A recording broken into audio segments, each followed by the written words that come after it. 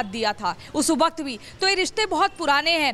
भले तब America indirectly Pakistan की मदद कर रहा था। अब आज से अगर कुछ दिनों सालों की बात करें, 2001 की बात करें, अटल बिहारी वाजपेयी के ठीक पीछे हमने देखा प्रधानमंत्री नरेंद्र मोदी उस समय गुजरात के मुख्यमंत्री थे। तब वो रूस की राजधानी मॉस्को में गए हुए थे और वहां पर एक झलक में मुलाकात व्लादिमीर पुतिन से होती है।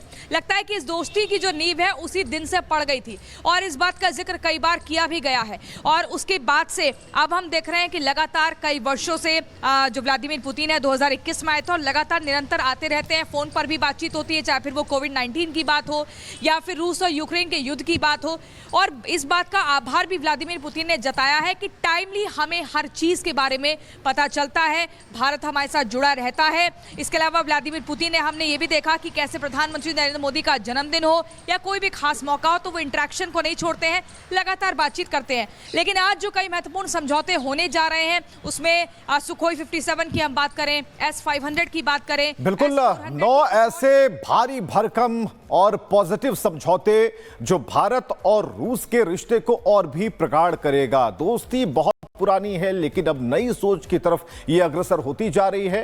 तो पुतिन को अगर आप देखें तो ये बॉडी लैंग्वेज का सवाल है। बॉडी लैंग्वेज पुतिन की बताती है कि वो भारत को लेकर कितने कॉन्फिडेंट हैं और ऐसे में प्रधानमंत्री नरेंद्र मोदी से जब मुलाकात होती है तो ये दोगुना हो जाता है। आप समझिए कि बापू को नमन भी करते हैं, सम्मान भी करते हैं और बापू को नमन करने का मतलब होता है कि शांति का जो संदेश भारत दे रहा है उसका समर्थन करना।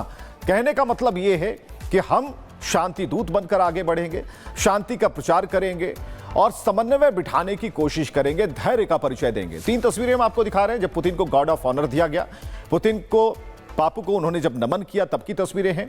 और भारत रूस के बीच एक बड़ी डील हुई, 9 बड़े समझौते हुए, तब की भी तस्वीरें हम आपको दिखा रहे हैं। और हर तस्वीर में एक पॉजिटिव रिस्पॉन्स झलकता है। तो पुतिन के दौरे पर एक बार फिर मोदी से उनकी जो दोस्ती है उसकी झलक दिखी। एक रिपोर्ट आप भी देखिए।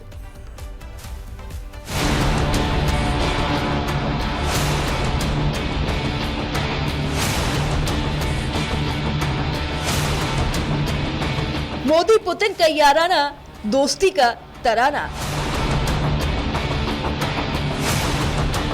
ये दोस्ती दमदार है, दुश्मनों पर प्रहार है। मोदी पुतिन की केमिस्ट्री, भरोसे वाली दोस्ती। ये याराना पुराना है, सबसे जुदा, सबसे अलहदा है। ना लाग, न लपेट और ना ही दिखावा। ये है शुद्ध दोस्ती जिस पर दुनिया रश्क करती है। संवाद का तरीका भले ही अलग अलग हो लेकिन भावनाएं एक जैसी हैं, सोच एक जैसा है और लक्ष्य भी एक ही है।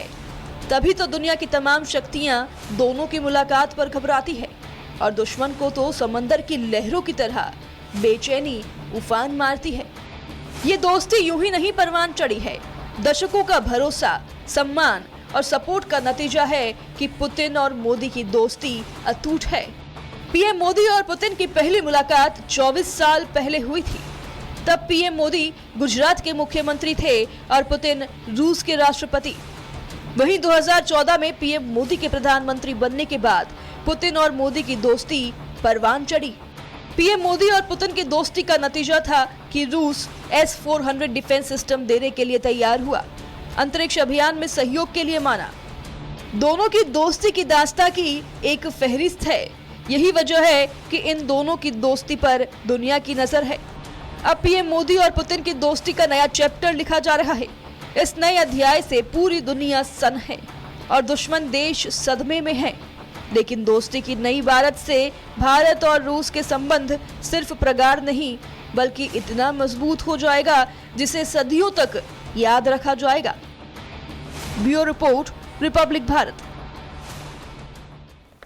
तो डिफेंस डील पर सबकी नजर है लेकिन सबसे बड़ी बात है कि 9 समझौतों से भी इतर एक बड़ी डील्स के इतर शांति की बात हो रही है। सबसे बड़ी बात है कि शांति की पहल हो रही है और कहीं ना कहीं इस बात से हामी भरते हैं, यानी कि भारतीय संस्कृति, भारत का संस्कार, भारत का सम्मान पुतिन समझते हैं और पुतिन को ऐसा लगता है, क्योंकि पुतिन की अगर भाषा आप देखेंगे पूरी मुलाकात के दौर में और जब जब पुतिन को आप सुनेंगे तो व्लादिमीर पुतिन अब भारत की राह पर नजर आते हैं, शांति की बात करते हैं। द्विपक्षीय वार्ता हुई और कई मायनों में दूरदर्शी नेता इस तौर पर प्रधानमंत्री नरेंद्र मोदी ने उन्हें कहा, क्योंकि वो देख लेते हैं, पढ़ लेते हैं, उन्हें पता है कि जो नया वर्ल्ड ऑर्डर है वो किस तरफ इशारा कर रहा है और नया वर्ल्ड ऑर्डर इशारा कर रहा है कि जो शांति के साथ होगा। और दीप्ति तनेजा जी इस वक्त हमारे साथ मौजूद है हमारे स्टूडियो में। बहुत स्वागत है दीप्ति जी। लेकिन एक सवाल आपसे कल छूट गया था, हम बहुत कुछ कहना चाह रहे थे, आपके पास बहुत सारे पेपर्स थे, हमने कहा था कि एक मुद्दे पर कुल 9 पेजेस आपके पास जो थे उन 9 मसौदों को लेकर थे, लेकिन उन 9 मसौदों के ऊपर भी एक बात हावी, वो बात है भारत की शांति और शांति दूत बनकर अग्रसर होना। बिल्कुल आपने सही बोला विवेक जी कि बिल्कुल ये जो सबसे पहले जब देखिए फॉर्मल टॉक्स शुरू हुई उससे पहले दोनों देशों के प्रमुख का ये बात करना आपस में, माननीय नरेंद्र मोदी जी ने एक बहुत स्ट्रॉन्ग स्टेटमेंट दी है कि हम न्यूट्रल नहीं हैं, हम शांति के साथ हैं। मतलब जब पहला स्टेटमेंट अगर आप देखते हैं हम न्यूट्रल नहीं है तो ऐसा लगा था कि अभी वो कोई ना कोई पक्ष लेंगे, लेकिन उन्होंने क्या पक्ष लिया कि हम शांति के पक्ष में हैं। और यही बात यूक्रेन ने भी यही बात रशिया ने भी बोली। विवेक जी देखिए बेसिकली अगर हम सोचें कि रशिया मांग क्या रहा है, रशिया का और यूक्रेन का अगर हम युद्ध के जेनेसिस में जाते हैं, मतलब ये तो जबरदस्ती का सौदा हो गया ना कि भैया मेरा ये पड़ोसी है, इसको नेटो में मुझे मिलाना है। ये तो जिद पकड़ ली है ना अमेरिका ने, और रशिया यही तो बोल रहा है कि मैं शांति की तरफ हूं, लेकिन अगर तुम मेरे ही नेबरहुड में, मेरे ही पड़ोस में अपने नेटो का वो तुम जब जज्बा मुझे और जबजबा बनाने की कोशिश करोगे, मुझे दबाने की कोशिश करोगे, तो मैं जवाब तो दूंगा ना तुम्हें। That is the genesis of the whole problem. और जो शांति की बात हम कर रहे हैं कि बिल्कुल दोनों ने ही बिल्कुल साथ साथ दो सेकेंड और लूंगी क्योंकि आपने अभी बोला है।